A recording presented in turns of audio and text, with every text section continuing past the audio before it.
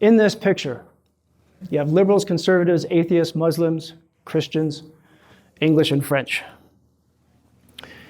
This is us in Liverpool, and to give you some perspective, we are literally in a cage practicing how to murder each other. But all of us, we can debate religion and politics with love and respect.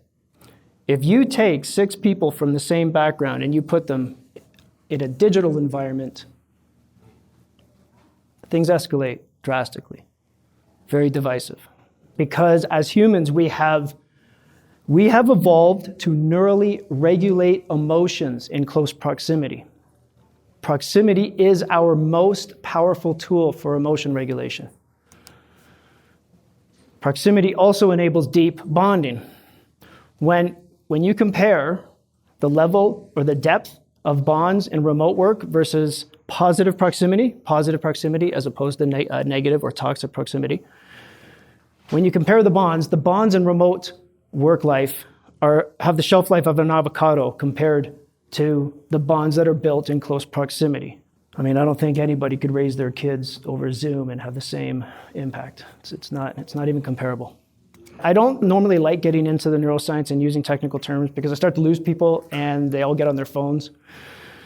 But I'm going to mention this because it's important. Proximity is not only about being together. It is about not being alone.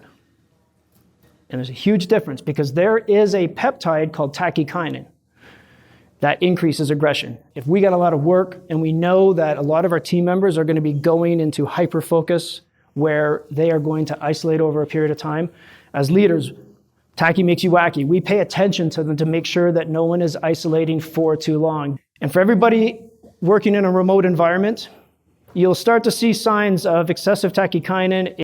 You'll send a beautiful email that makes total sense, but it's clear that the person only read half the sentence and then lost their shit.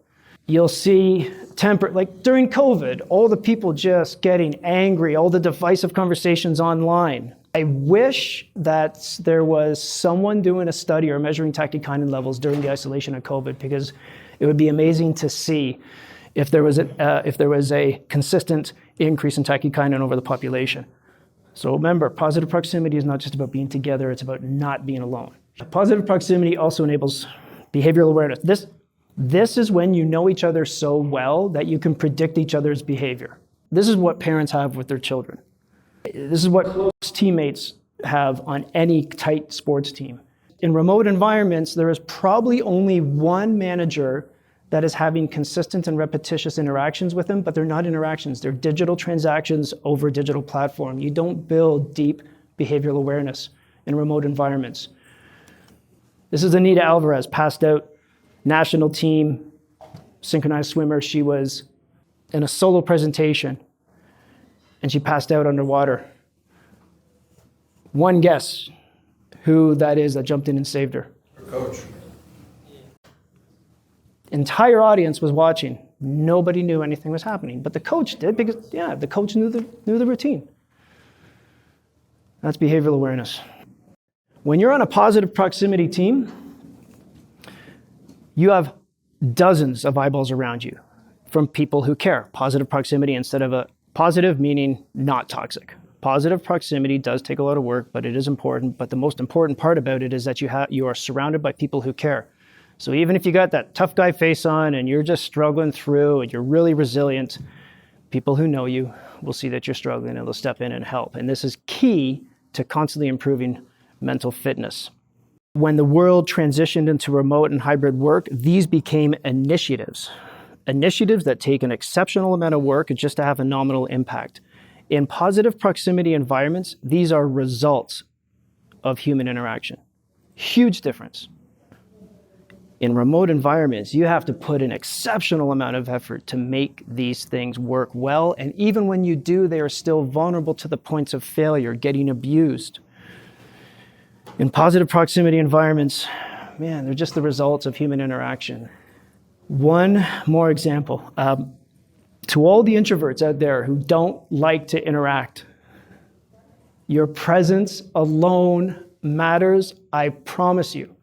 I was on a presentation with Jim here, and Jim is blind. When we were on a presentation once, he made this comment and it blew my mind. He just said, yeah, when I present in front of larger audiences, I've been told I'm more energetic. He actually presents better and he can't see the audience. It's not about what you can see. Physical presence matters. This is a good friend of mine. He recently died. He was Elias Theodoro, top 15 middleweight in the world, professional fighter. A huge chapter of my life. And of all the times that I got to walk into the center of an arena with him, with tens of thousands of people around, all right, these fans are not there to see me. They don't even know my name. They're there to see the fighters. They don't care about the coaches. Every single time I walked to the center of the arena, every hair on my body would stand up. Every single time. It's intoxicating. When COVID hit, we couldn't have fans. So the fights happened in gymnasiums with a maximum of 50 people. Everything changed. There is no comparison between those environments, walking into a room of 50 people versus tens of thousands. And it didn't matter how many people were watching on TV. It made no difference. In 2020, I presented for CFMA, but it was pre-recorded, all right? Because, of course, they had to limit the numbers. Oh my God, it was the most awkward presentation I've ever done. I'm recording it. It just felt weird. But the feedback, look at these two statements. Would have been much better live, but still a great session. May be great in person, but pre-recorded, it lost something. Yeah, you did right, it lost something. It was this. So proximity matters. Just presence matters. Even if you don't want to interact, the fact that you are all here, presence alone matters. One more. Spending consistent and repetitious time with people can actually change your behaviors, change your tone of voice. It can change your accent. You could go to Australia for 5 years and come back with an accent. You could work over Zoom for 10 years with Australians and nothing happens. Culture is the space around you. If you have positive behaviors, you get positive proximity. Negative behaviors, you get negative proximity. When you consider all of these benefits, this is where I start to fear that we haven't even come close to how bad things are going to get. In law enforcement and professional fighting, it is easy for us to stay together. Because if we try to navigate those careers alone, you have an extremely high risk of death, bodily harm, or mental trauma.